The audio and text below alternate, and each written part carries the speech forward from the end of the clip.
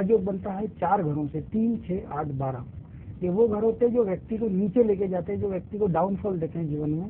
इनके स्वामी अगर इन्हीं 3, 6, 8, 12 में जाकर बैठ जाते हैं तो ये विपरीत राजयोग बनाते हैं। इनका फिर फल देने का दायरा बहुत बढ़ जाता है। विपरीत राजयोग की एक और खासियत है कि 6वें स्थान का मालिक अगर व्यय स्थान में जाके बैठे और किसी पापी ग्रह से पीड़ित हो जाए तो उस प्लैनेट का फल देने का और फोर्स बढ़ जाता है। वो और फोर्स से बाहर आके उस व्यक्ति को अनलिमिटेड हाइट देता है। जितनी बड़ी जैसे मैथमेटिक्स में कहा जाता है कि 2 माइनस प्लस हो जाते हैं, इस तरह माइनस इज माइनस प्लस, यही कॉन्सेप्ट विपरीत राजयोग की है। तो कितने प्रकार है राजयोग के? वैसे सर राजयोग के तो काफी प्रकार है, लेकिन जो मेन प्रकार है वो आप तक बताते हैं, विपरीत राजयोग और नीच भंग राजयोग। ये 2 राजयोग ऐसे बनते हैं जो नंबर 1 सेलिब्रिटी व्यक्ति को बनाते हैं। जितनी बड़ी सेलिब्रिटी होती है उसमें कहीं ना कहीं राजयोग पाया जाता है। नीच भंग मतलब क्या होता है? नीच भंग का ऐसा होता है कि कोई व्यक्ति अगर नीच हो जाता है, कोई व्यक्ति की कुंडली में शुक्र ग्रह अगर व्यय स्थान के नीचे और उसी का स्वामी इसी घर में आके बैठ जाए, मान लीजिए कन्या राशि में शुक्र नीच होता है और उसी का स्वामी बुध उसी घर में आके बैठ जाए तो वो भंग हो जाता है। उसके नीचे तो वो भंग कर देता है। नीचे तो भंग करने के बाद शुक्र का जो प्रभाव है वो 10 गुना ज्यादा बढ़ जाता है फल देने में। ऐसे व्यक्ति को शुक्र की अंतरदशा में, प्रत्यंतर दशा में और गोचर से शुक्र जब उस घर से जाएगा तो उस व्यक्ति को अनलिमिटेड हाइट्स मिलती है, नई नई चीजें मिलती है उसके साथ में। और मतलब ये 2 ही प्रकार है और ये बहुत लोकप्रिय प्रकार है। उसके अलावा गज केसरी हो गया, मालव्य योग हो गया, रुचक योग हो गया। हमने ये भी देखा है कि कुछ लोगों के कुंडली में लोग कहते हैं कि राजयोग है, विपरीत राजयोग है, या जैसा अपने नीचे भंग राजयोग है, बावजूद इसके उसकी जो वर्तमान स्थिति है वो ठीक नहीं है। ऐसा क्यों होता है? इसका मैं आपको बताना चाहूंगा कि कुंडली 9 ग्रह 27 नक्षत्र 12 राशियों में ही बनी है।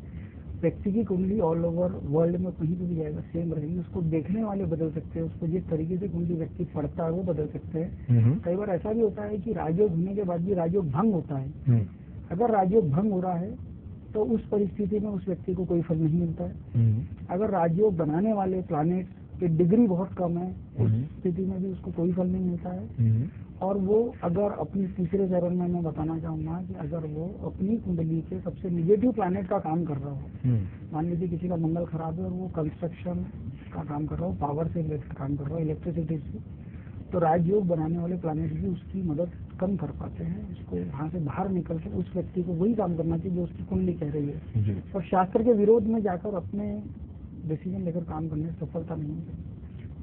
कुंडली मिलान की बात की जाए, जब भी विवाह की बात की जाती है, आज भी बहुत से लोग कुंडली मिलाकर ही विवाह करते हैं। मैं अरेंज मैरिज की बात कर रहा हूँ। कुंडली मिलान का क्या महत्व है? कुंडली मिलान का महत्व ऐसा है कि जिस प्रकार से 2 अलग अलग व्यक्ति एक साथ जीवन भर रहने की सोचते हैं, विवाह करके साथ में रहने की सोचते हैं, तो 2 अलग अलग फ्रीक्वेंसीज को जब एक करेंगे तो उनकी कितनी मैचिंग होती है, कितने गुण मिलते हैं, कैसा उनका स्वभाव होगा, कैसा उनकी दिनचर्या होगी, कैसा उनका उतार चढ़ाव होगा जीवन में, इसको मिलाया जाता है ताकि अधिक से अधिक गुण मिले और 2 व्यक्तियों का जो जीवन है वो एक सफल वैवाहिक जीवन के रूप में रहे। ऐसा दिखाया गया कि दोनों की कुंडली अच्छे से मिलाई गई है, उसके बावजूद भी उनकी नहीं बनी, उसके पीछे क्या कारण हो सकते हैं? उसके पीछे ऐसा कारण है कि कहीं ना कहीं कोई चूक हुई उस समय कुंडली मिलान में। उसके अलावा कुंडली मिलान के अलावा भी कुछ ऐसे बड़े दोष होते हैं, जैसे सप्तम अगर दोषी रहे, सप्तम का स्वामी अगर दूषित रहे, पीड़ित रहे, पीड़ित रहे, तब इस स्थिति में जो थोड़ी देर पहले अपन ने चर्चा की थी अर्क लगने की, वो कंडीशन यहाँ आ जाएगी और उसके बाद उन लोगों की नहीं। अगर ऐसी बात आती है तो इसका मतलब कुंडली मिलती नहीं है, या तो जिसने कुंडली मिलाई है या तो उसका नॉलेज कम था, टेक्निकल मिस्टेक हुआ है। यस जी, ये बात बोल सकते हैं। मतलब आप गणित को दोष नहीं दे रहे, गणित बनाने वाले को दोष दे रहे, कैसा? नहीं सर, कुंडली वही रहेगी। मैंने आपको पहले ही ये शब्द बोला था कि आप कहीं पे भी जाइए वही लग्न रहेगा, वही सप्तम रहेगा।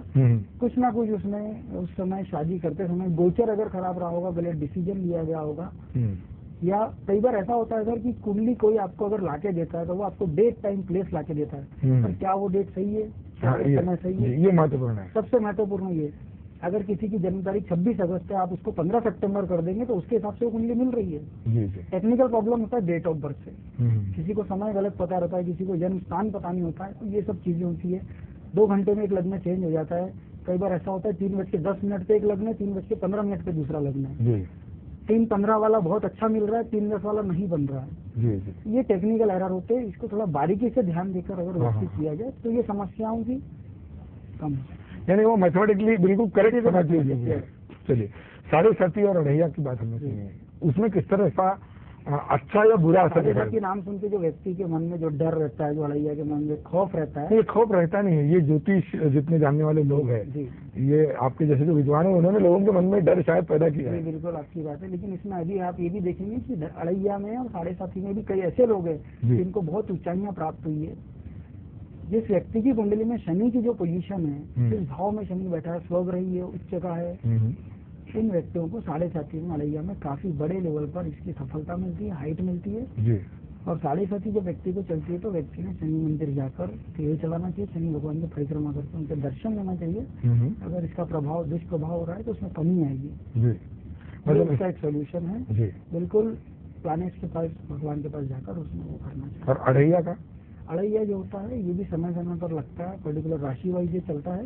यही सोल्यूशन अड़ैया में भी करना चाहिए। ज्योतिष शास्त्र की बात करें तो रत्नों का क्या महत्व है? जैसा आपने 9 ग्रह बताए, 9 रत्न भी है, इसका क्या महत्व है अगर हम उपाय के तौर पे देखें तो? सर कैसा होता है, पहले व्यक्ति कुंडली देखता है, कुंडली देखने के बाद वो ये देखता है कि क्या अच्छा है, क्या बुरा है, कौन सा ग्रह सबसे शुभ है, कौन सा अशुभ है। उसके बाद बात आती है उपायों की। मनुष्य की प्रवृत्ति है उपायों की, सॉल्यूशन की, कुछ प्राप्त करने की। तो मनुष्य ये सोचता है कि जब मेरा बुध अच्छा है और वो 10 डिग्री का है तो क्यों ना इसे 20 डिग्री का बनाया जाए या इसकी ताकत बढ़ाई जाए। तो उस समय व्यक्ति रत्न की ओर आता है। ज्योतिष में जो उपाय है उसमें रत्न पहनकर व्यक्ति उस पावर को बढ़ाना चाहता है जो पावर उसको मिल रहा है। जी। नहीं, ये उपाय कितने मतलब कारगर होते हैं? अगर प्रैक्टिकली देखेंगे तो बहुत ज्यादा कारगर ये होते हैं। जिन लोगों ने पहना है, जिनको ये अनुभव है, उनसे आप चर्चा करेंगे तो बहुत अच्छा। ऐसा भी कई लोग ऐसा पेपर में मैं आपको बताना चाहूंगा सर कि अगर कोई पेपर पढ़ के बिना अपनी लग्न कुंडली देखकर अपनी राशि पढ़ के कोई रत्न पहन लेता है, जी, हमें उसी की बात कर रहा था। जी, ये काफी उसमें तकलीफ उसको हो सकती है। राशि के ऊपर कभी नहीं जाना चाहिए। 120 करोड़ की आबादी वाला देश है, 10 करोड़ की। जैसे कोई मकर कुंभ की राशि है, लोग नीलम पहनते तो ठीक है, गलत है, ये गलत डिसीजन है। ये ऐसा कोई बड़े एस्ट्रोलॉजी के शास्त्र में ऐसा नहीं लिखा हुआ है। आपने थोड़ी देर पहले लग्न की बात की थी, लग्न कुंडली की बात की थी, तो लग्न का क्या महत्व होता है जहाँ तक जन्म कुंडली का सवाल है? लग्न जो होता है ये सेंटर रहता है कुंडली का, मेन हाउस रहता है जहाँ से कुंडली स्टार्ट होती है। पहला प्रथम हाउस लग्न कहते हैं। व्यक्ति का लग्न क्या है, उसका स्वामी क्या है और उसके बाकी के ग्रहों की स्थिति क्या है, इसका जानकारी लिए बगैर कोई भी व्यक्ति या कोई भी ज्योतिष का जानकार, एस्ट्रोलॉजर या स्टूडेंट बिना परीक्षण किए अपना रत्न नहीं पहनना चाहिए। क्योंकि अगर रत्न उसको सूट नहीं होगा तो उसको काफी समस्या भुगतनी पड़ सकती है उसके। अगर हम पढ़ाई लिखाई को देखें तो व्यक्ति अगर कोई बच्चा अगर 10वीं क्लास में पढ़ रहा है तो जन्म कुंडली उसे सकती है। जन्म कुंडली से आजकल ये मार्गदर्शन हो रहा है या आजकल जो अवेयरनेस माँ बाप में ज्यादा बढ़ रही है कि बड़े बड़े कॉलेजेस से एडमिशन के लिए बहुत ज्यादा उठापड़ा करना पड़ रहा है। और आज एडमिशन हो जाने के बाद क्या वो बच्चा, वो बालक आने वाले समय में अपनी लाइन तो चेंज नहीं कर लेगा, उसका मूड तो नहीं बदल जाएगा, उसकी दशाएं तो नहीं बदल जाएंगी। अगर किसी बच्चे के कुंडली में मंगल की बहुत अच्छी स्थिति बन रही है तो उसने इंजीनियरिंग में जाना चाहिए। अगर वो MBA करता है और उसका बुध खराब है तो वो MBA फाइनेंस में ज्यादा कंटिन्यू नहीं कर पाएगा, आगे जाके फिर लाइन चेंज करेगा। इसमें समय, धन और हर चीज का जो नाश हो रहा है, तकलीफ हो रही है।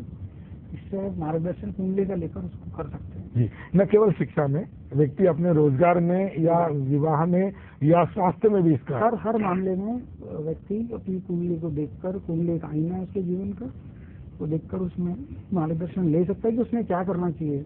चाहे वो व्यापार हो, चाहे वो शिक्षा हो, बात हर जगह चॉइस की है। हर जगह आपको वैरायटी मिल रही प्लैनेट्स की। जो आपका बेहतरीन प्लैनेट है उस डिपार्टमेंट का अगर आप काम करते हैं, उस डिपार्टमेंट से रिलेटेड आप शिक्षा लेते हैं तो आपको ज्यादा उसमें सफलता नहीं। इससे हम अच्छा मार्गदर्शन ले सकते हैं। सर आपने यहाँ पर आकर हमें जो बड़े कॉर्पोरेट घरानों में व्यक्ति की जॉब इंटरव्यू के समझ के कुंडली की देखी जाती है। समय की कमी है, आपने यहाँ पर आके हमें जो जानकारी दी, यूसेन परिवार का सबका धन्यवाद। Thank you very much.